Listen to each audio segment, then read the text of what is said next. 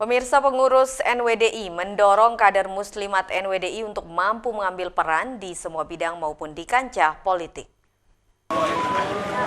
Dalam momentum pengajian akbar, pengurus NWDI mendorong semangat para kader muslimat atau perempuan-perempuan NWDI untuk melebarkan sayapnya untuk terus berkiprah di dunia global.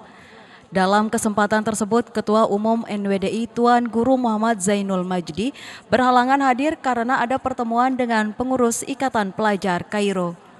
Namun TGB berpesan dan mengajak semua kader NWDI untuk selalu bersatu menjaga silaturahmi sebagai ukhuwah Islamiyah.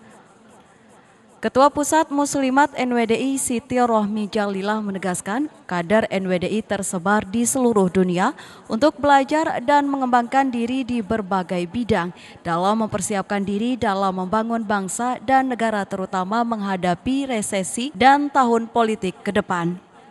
Dengan sumber daya ini akan menjadi generasi yang akan melanjutkan perjuangan NWDI juga. Muslimat ini adalah memiliki peran yang luar biasa penting ya, karena untuk menghadapi resesi ke depan ini tentunya kekuatan itu harus datang dari keluarga.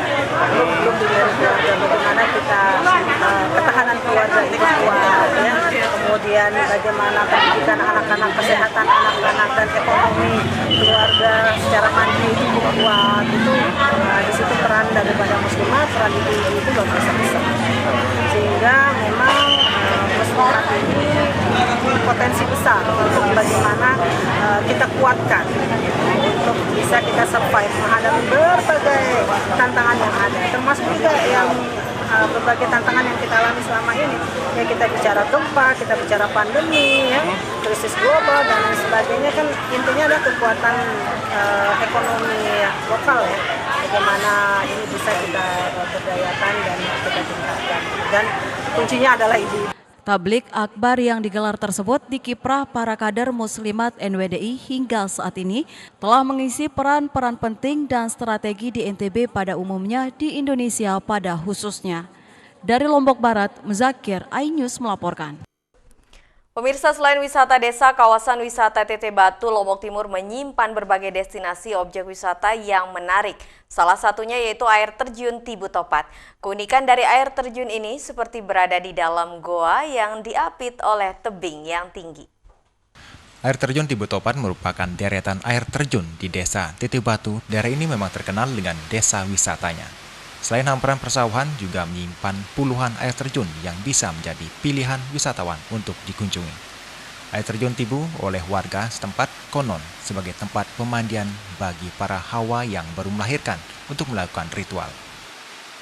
Ini air terjun Tibu Topat yang ada di desa TT Batu, tepatnya di Dusun Orang Asap. Nama air terjun ini Tibu Topat karena menurut kepercayaan orang-orang dulu, air terjun ini juga tempat bagi para kaum perempuan, ibu yang mandi dan ada ritual tertentu. Di lokasi tersebut terdapat 2 air terjun berdampingan dan membentuk sebuah kolam yang ada di bawahnya. Untuk ke lokasi air terjun, pengunjung hanya berjalan 10 menit dari lokasi parkir dengan menyusuri persawahan sebelum menuruni anak tangga dan air terjun. Dari Lombok Timur, Herkiandi, iNews melaporkan. Selain gunung berapi Gamalama dan danau vulkanik serta kekayaan alam bawah lautnya, Pulau Maluku Utara Ternate juga menyimpan kekayaan geologi yang luar biasa. Dan berikut liputan selengkapnya.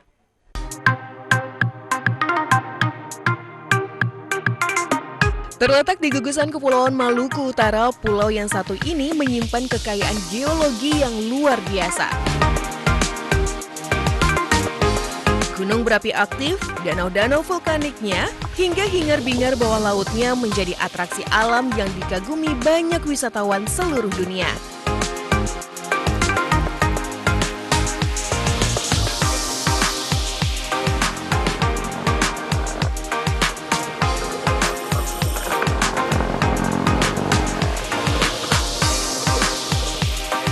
Terletak di Maluku Utara Ternate, sejatinya berada di gugusan cincin api Pasifik.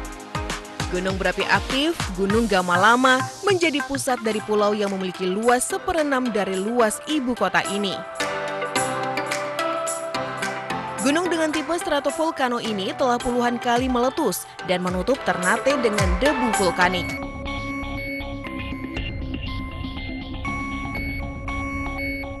Salah satu kawasan yang menjadi bukti dahsyatnya letusan Gunung Gamalama adalah Taman Batu Angus. Pada tahun 1673, Gunung Gamalama meletus dan mengeluarkan materi pijar ke arah Laut Ternate. Nah, untuk materi pijar yang tidak sampai ke laut, akhirnya membuat batuan beku seperti ini. Di sini pemandangannya tuh benar-benar cantik banget. Kita bisa lihat Pulau Hiri, di situ ada Bukit Hiri. Nah, sayangnya di belakang saya ini ada Gunung Gamalama, tapi masih tertutup kabut tipis-tipis, jadi saya nggak bisa melihat dengan jelas. Hamparan batu angus membentang dari kaki Gunung Gamalama hingga ke pantai di Selat Halmahera. Sisa lahar letusan Gunung Gamalama pada abad ke-17 ini tampak seperti batu yang baru hangus terbakar. Onggokan bebatuan menyerupai stalagmit ini terlihat unik, berpadu dengan hijaunya Gunung Gamalama. Batuan ini menjadi saksi bisu dahsyatnya letusan Gunung Gamalama yang berlangsung dari abad ke-17 hingga kini memasuki abad 21.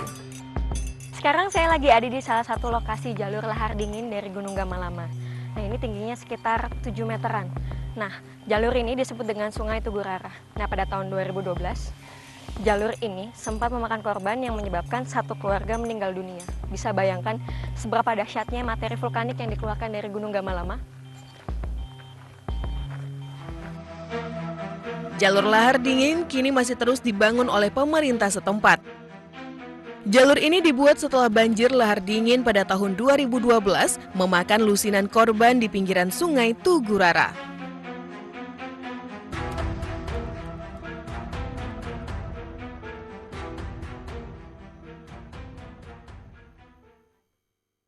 Ya pemirsa, informasi tadi sekaligus menutup perjumpaan kita kali ini di iNews NTB. Saya Vinka Andini pamit undur diri dan sampai jumpa.